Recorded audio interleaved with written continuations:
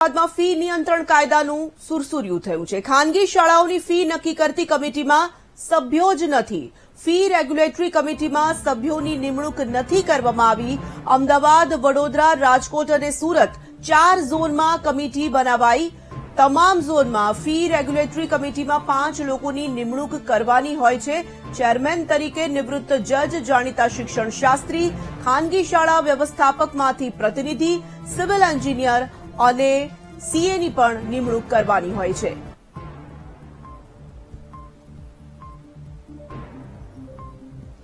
તો અમદાવાદ ઝોનની કમિટીમાં સભ્યોની નિમણૂક જ નથી કરવામાં આવી। 20 દિવસ પહેલા જ અમદાવાદ ઝોનના ચેરમેન રિટાયર્ડ થયા છે।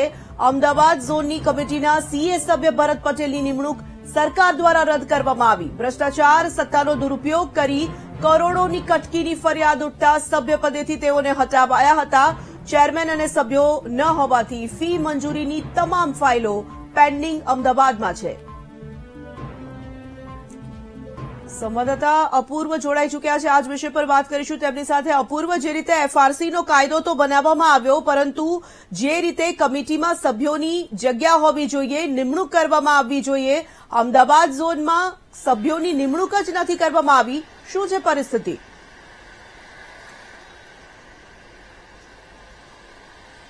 જી, ચોક્કસથી તોરલ, સમગ્ર ઘટનાની વાત કરીએ તો ગરીબ અને મધ્યમ વર્ગના બાળકો સારું શિક્ષણ અને સસ્તું શિક્ષણ લઈ શકે તે માટે 2017માં ફી નિર્ધારણ કાયદો લાવવામાં આવ્યો હતો અને એ ફી નિર્ધારણ કાયદા હેઠળ ગુજરાતને 4 ઝોનમાં વિભાજિત કરવામાં આવ્યું હતું, જેમાં અમદાવાદ, રાજકોટ, સુરત અને વડોદરા 4 ઝોનની અલગ અલગ રચના કરવામાં આવી હતી અને આ 4 ઝોનમાં ફી નિર્ધારણ કમિટી માટેની 5 સભ્યોની કમિટીની નિમવાની હોય છે કે જે 5 સભ્યોમાં ચેરમેન તરીકે નિવૃત્ત જજ હોય છે,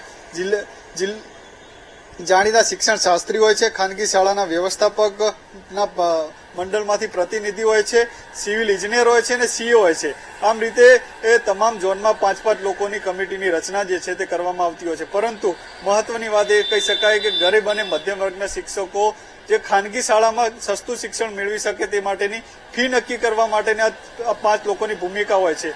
જે પણ ખાનગી શાળાઓ ફીમાં વધારો માટેની મંજૂરી મોકલતી હોય છે તે આ 5 સભ્યોની કમિટી દ્વારા નક્કી કરવામાં આવતી હોય છે। પરંતુ મહત્વની વાત એ કહી શકાય કે મોટા ભાગના ઝોનમાં, એટલે કે અમદાવાદમાં તો છેલ્લા કેટલાક સમયથી કમિટી પણ નથી। જો વાત કરીએ તો થોડા સમય પહેલા જે ચેરમેન હતા, નિવૃત્ત જજ, તે રિટાયર્ડ થઈ ગયા છે। તેમજ જે સીએ હતા તેમના સામે અનેક આરોપો લાગ્યા છે। એ કરોડોની કૌભાંડ કરી હોય તેવા આરોપ લાગ્યા છે અને તેમને રાજ્ય સરકારે જે છે તે પદ ઉપરથી એ બરખાસ્ત કર્યા છે। તેમજ મહત્વની વાત એ કહી શકાય કે બીજા જે 3 સભ્યો હતા જેમાં 3 સભ્યોની 2023માં જ રિટાયરમેન્ટ થઈ ગઈ હતી, એટલે ચોક્કસથી જે 3 સભ્યોની નિમણૂક કરવાની હતી સમયસર તે નિમણૂક ન થઈ શકી અને જેના કારણે જ ખાનગી શાળાઓ જે છે તે કે જેને ફીમાં વધારો માટેની દરખાસ્ત મૂકી છે તે તમામ ફાઇલો અત્યારે ઓફિસમાં પડી રહી છે। તેના કારણે ચોક્કસથી કહી શકાય કે મોટાભાગની શાળાઓ જે છે કે જેને ફીમાં વધારો કરી દીધો છે, એટલે કમિટીએ જે નિર્ણય લીધો છે, કમિટીની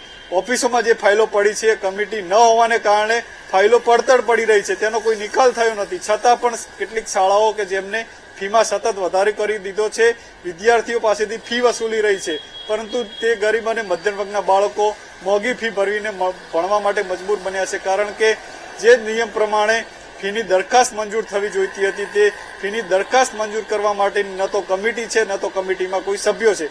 એટલે ચોક્કસથી કહી શકાય કે રાજ્ય સરકાર દ્વારા ફી નિર્ધારણ કાયદો લાવવામાં આવે તો તેનું સરેઆમ ઉલ્લંઘન જે છે તે તમામ ઝોનમાં થતું હોય તેવું જોવા મળી રહ્યું છે।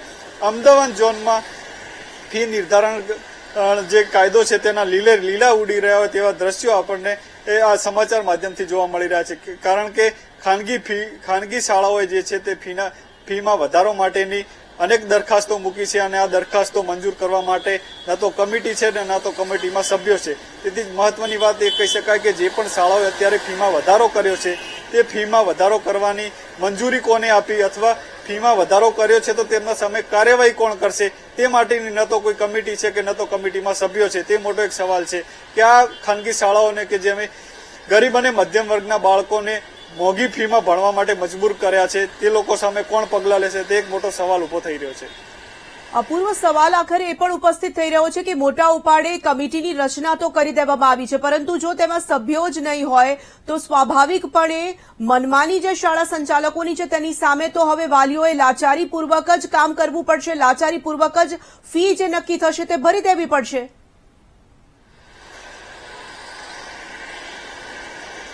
જી ચોક્કસથી વાલીઓ પોતે હવે લાચાર થઈ ગયા છે, કારણ કે કમિટી નથી, કમિટીમાં સભ્યો નથી, તો ફીની દરખાસ્ત કોણ મંજૂર કરશે? કારણ કે અનેક સ્કૂલોએ ફીમાં મોટો ઉછાળો સાથેની દરખાસ્ત જે છે તે કમિટીમાં મૂકી હતી, પરંતુ કમિટી ન હોવાના કારણે દરેક મોટાભાગની દરખાસ્તો જે છે તે અત્યારે કચેરીમાં એમ નિયમ પડી રહી છે, અને તેના કારણે જ મોટાભાગની જે સ્કૂલો છે કે જેને ફીમાં વધારો કરી દીધો છે તે વિદ્યાર્થીઓ પાસેથી મોંઘી ફી વસૂલી રહી છે.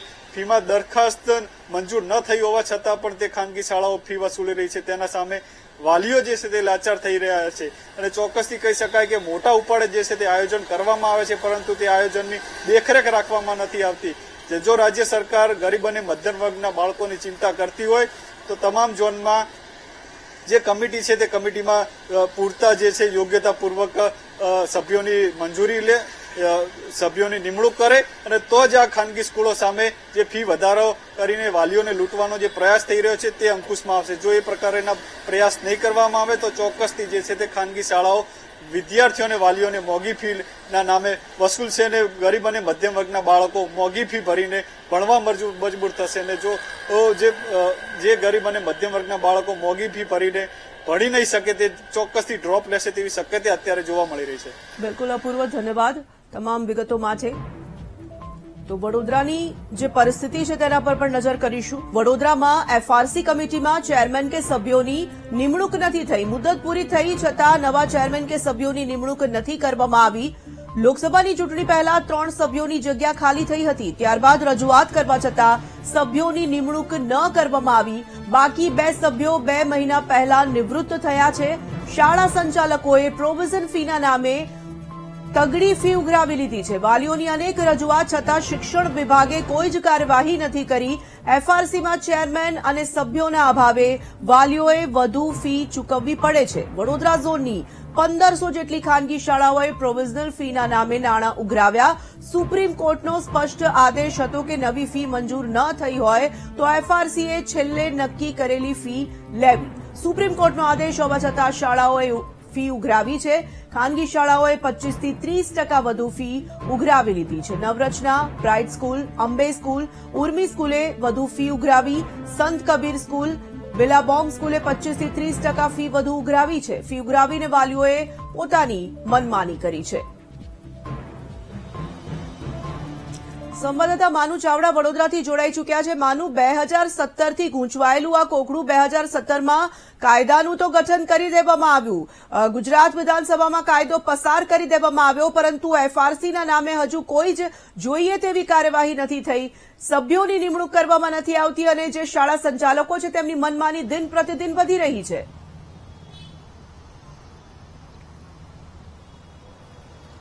તોરલ, રાજ્ય સરકારે 2017માં વિધાનસભામાં બિલ પસાર કર્યું ને એફઆરસીનું ગઠન કરવામાં આવ્યું, પરંતુ આ એફઆરસીની નિમણૂક થઈ ત્યારથી અત્યાર સુધીમાં વાલીઓને આનો ફાયદો નથી મળ્યો. એક વાત ચોક્કસ છે, કારણ કે જે રીતે એફઆરસીની અત્યારે કમિટીમાં સભ્યો જ નથી એવી હાલત છે, એટલે સરકારે કાયદાનું ગઠન કર્યું, પરંતુ એનું અમલીકરણ કેવી રીતે કરવાનું એનું કંઈ આયોજન ન થયું એવું લાગી રહ્યું છે. મધ્ય ઝોનની વાત કરીએ તો મધ્ય ઝોનમાં જે વડોદરા જિલ્લો આવે છે ને, વડોદરાની એફઆરસી કમિટી મધ્ય ઝોન માટે કામ કરે છે, એટલે 5 જિલ્લાની શાળાઓ માટે મોનિટરિંગ કરવા માટે આ એફઆરસીની નિમણૂક કરવામાં આવેલી. લોકસભાની જે ચૂંટણી થઈ એના પહેલા જ 3 સભ્યો છે રિટાયર થઈ ગયા હતા, નવા સભ્યો લેવાના હતા, એ ન લીધું. વાલી મંડળ અને પેરેન્ટ એસોસિએશને શિક્ષણ મંત્રી સુધી રજૂઆત કરી કે આ 3 સભ્યોની નિમણૂક કરો, તો બાકીના 2 સભ્યો રિટાયર થાય અથવા તો ચેરમેનની વરણી કરવાની થાય ત્યારે કોરમ થઈ શકે. પરંતુ લોકસભાની ચૂંટણી પહેલા નિમણૂક ન થઈ અને ત્યારબાદ 1 મહિના પહેલા ચેરમેન અને અન્ય એક સભ્ય હતા એ પણ રિટાયર થઈ ગયા, એટલે આખી સમિતિ જ અત્યારે નથી અને એના કારણે જે ફી નિયમન કરવી પડે એ થઈ શકતું નથી. વડોદરાની જે શાળાની વાત કરીએ તો મધ્ય ઝોનની શાળાઓએ 15 થી 25% વધારો પણ અમલી કરી નાખ્યો, અને એ પણ પ્રોવિઝનલ ફીના નામે વાલીઓ પાસેથી ફી ઉઘરાવી લીધી. એક વાલી આપણી સાથે છે, એમની સાથે વાત કરીએ. દીપકભાઈ, શું કહો છો? આ તો ગંભીર બેદરકારી, કારણ કે હવે તો અત્યારે સમિતિના કોઈ સભ્ય કે સમિતિનું અસ્તિત્વ જ નથી અત્યારે વડોદરામાં. આ તો એવું થયું કે રામ રાજ્ય પ્રજા સુખી, જે પ્રમાણે સરકારે એફઆરસી નો જે કાયદો લાવ્યો ઘણો સારો હતો, પણ હવે એવું લાગી રહ્યું છે કે એફઆરસી નો કાયદો માત્ર કાગળ પર જ દેખાઈ રહ્યો છે. એફઆરસી નો મતલબ એવો હતો કે ભાઈ ફી નિયમ કંટ્રોલમાં લાવી, જે પ્રમાણે સ્કૂલો 1 લાખ ને 1.5 લાખ જે ફી લેતી હતી એ ફી કંટ્રોલમાં લાવી, એની માટેનો કાયદો હતો. પણ તમે જોઈ શકો છો કે વડોદરામાં તો કોઈ જાતની નિમણૂક જ નથી કરી. એ લોકોએ જે પહેલા નિમણૂક હતી એમની પૂરી થવા આવી, ઇલેક્શનનું બહાનું કાઢ્યું કે ઇલેક્શન છે, ઇલેક્શન પછી કરીશું, આજ દિન સુધી કોઈ કર્યું નથી. હવે હકીકત એ છે કે હવે વાલીઓ એવા પીસાઈ રહ્યા છે કે શાળા સંચાલકો મનમાની ફી વસૂલી રહ્યા છે, વધારો કરી રહ્યા છે. એમની પાસે કોઈ જાતનો ઓર્ડરની કોપી નથી કે અમને એફઆરસી માંથી, કારણ કે એફઆરસી છે સભ્ય જ નથી તો કોણ તમને ઓર્ડર આપે છે? અને બાય ડિફોલ્ટ એમને દર વર્ષે શાળાવાળાને તો વધારો મળી જ રહ્યો છે. તો મને એ નથી ખબર પડતી કે એમને ખોટ ક્યાં જઈ રહી છે. દર વર્ષે તમને વધારો મળે છે તો ભાઈ તમને ખોટ જતી હોય તો તમે કેમ એફઆરસીમાં માંગણી કરો છો કે અમને ફી વધારે જોઈએ છે? એફઆરસી ના સભ્યો જ નથી, એફઆરસી નું કોઈ માળખું નથી, તો ક્યાં ક્યાં રજૂઆત કરી, ક્યારે ક્યારે રજૂઆત કરી? દર વખતે અમે કમિટીમાં રજૂઆત પણ કરી છે, એફઆરસીમાં જઈને પણ અમે વાલી મંડળે રજૂઆત કરી છે. અમદાવાદમાં પણ જે અમારા વાલીના જે પ્રમુખ છે નરેશભાઈ શાહ, એમને પણ ઉપર આગળ શિક્ષણ મંત્રીએ પણ રજૂઆત કરી છે. તે છતાં પણ અહીંનું આ સરકારનું પેટનું પાણી નથી હલતું અને મોટી મોટી વાતો કરે છે વાલીઓના હિતમાં, પણ આજે આપણે જોઈ શકાય છે કે વાલીએ પીસાઈ રહ્યો છે. કેટલી ફી વધારી આ વર્ષમાં વાત કરીએ તો જયારે એડમિશન થયા ત્યારે કઈ કઈ શાળાઓએ કેટલી ફી વધારે લીધી? અલગ અલગ બધી સ્કૂલો છે, કોઈએ 10% વધારો, કોઈએ 20%, કોઈએ 15% વધારો આપ્યો છે. જેવું જે સ્કૂલ છે એ પ્રમાણે આપ્યો છે. હવે આ બધું મોનિટરિંગ કરવાનું કામ જેને સોંપ્યું છે એ લોકો જ નથી, ત્યાં અધિકારી જ નથી બેઠા. તો વાલીઓ હવે જવાનું કોની પાસે? અમને રજૂઆત કરે છે, અમે સ્કૂલ સંચાલક જે છે એમને વાત કરીએ, એ કહે છે કે અમને તો વધારો આપ્યો, હું લેટર બતાવો, તો કોઈ લેટર બતાવવા તૈયાર નથી થતું. એટલે આવી અસમંજસ છે. ક્યાંક ને ક્યાંક સરકારે આનામાં ગંભીર રીતે આની દખલ લેવી જોઈએ, જેનાથી વાલીઓનું હિત જળવાઈ રહે. આ વડોદરાની સ્થિતિ છે. મધ્ય ઝોનની જે એફઆરસી છે એના સભ્યો રિટાયર થઈ ગયા છે અને ત્યારબાદ નવી નિમણૂકો નથી કરી, અને એના કારણે વડોદરાની જે જાણીતી નામાંકિત સ્કૂલો છે એમને 15 થી 25% વધારો છે અમલી બનાવી દીધો. વાલીઓએ રજૂઆત કરવી તો ક્યાં કરવી, એક મોટી સમસ્યા છે. અત્યાર સુધી વાલીઓએ શિક્ષણ મંત્રી સુધી રજૂઆત કરી છે, તેમ છતાં હજુ એફઆરસીનું ગઠન નથી થયું અને એના કારણે વાલીઓના ખિસ્સા હળવા થયા છે. એ વાત ચોક્કસ છે. સરકારે જાગવું જોઈએ. કાયદો બનાવ્યો છે, પરંતુ એનું અમલીકરણ થવું જોઈએ, તો જ વાલીઓને સાચા અર્થમાં એમનું હિત છે જળવાશે, વાલીઓને આનો ફાયદો મળશે. જી તોરલ. બિલકુલ માનું, ધન્યવાદ તમામ વિગતો પહોંચાડવા માટે. તો અમદાવાદ અને વડોદરા પછી હવે રાજકોટ ઝોનની સ્થિતિ પણ જે છે તે અમે આપને જણાવી રહ્યા છે. સ્થિતિ ગંભીર છે. રાજકોટ ઝોનમાં ફી કમિટીમાં છેલ્લા 2 મહિનાથી કોઈ પણ સભ્યો નથી. છેલ્લે ચેરમેન અને એક સભ્ય હતા જે 2 મહિના પહેલા જ નિવૃત્ત થઈ ગયા. હાલ એફઆરસીમાં કોઈ ચેરમેન નથી કે કોઈ સભ્યો પણ નથી. રાજકોટ ઝોનમાં સૌરાષ્ટ્રની અંદાજિત 5000 કરતા વધુ શાળાઓની ફી નિયત કરવામાં આવે છે. એફઆરસીમાં ચેરમેન કે સભ્ય ન હોવાથી ફી નક્કી કરવાની કામગીરી પર બ્રેક લાગી ચૂકી છે. 3 વર્ષનો કાર્યકાળ પૂર્ણ થતા ચેરમેન અને તમામ સભ્યો નિવૃત્ત થયા છે. રાજ્ય સરકાર દ્વારા હજુ સુધી રાજકોટ ઝોન એફઆરસીમાં નવા કોઈ જ સભ્યની નિમણૂક નથી કરવામાં આવી. તો જે રીતે એફઆરસીનો કાયદો તો બનાવી દેવામાં આવ્યો છે, પરંતુ અમલીકરણ કેવી રીતે થઈ રહ્યું છે તેનો આ સ્પષ્ટ ચિતાર સામે આવી રહ્યો છે. અમદાવાદ હોય, વડોદરા હોય કે રાજકોટ, તમામ જગ્યાએ સભ્યોની નિમણૂક હજુ સુધી કરવામાં નથી આવી અને શાળાઓ જે છે તે પોતાની મનમાની કરી રહ્યા છે અને વાલીઓ તેમની સામે હવે લાચાર વધુ ને વધુ બનતા જઈ રહ્યા છે. મસ્ત મોટી ફી ખાનગી શાળાઓ ઉઘરાવી રહી છે.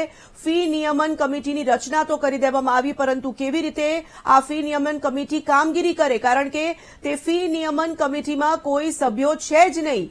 રાજ્ય સરકાર દ્વારા હજુ સુધી રાજકોટ ઝોન એફઆરસીમાં નવા સભ્યોની નિમણૂક નથી કરવામાં આવી.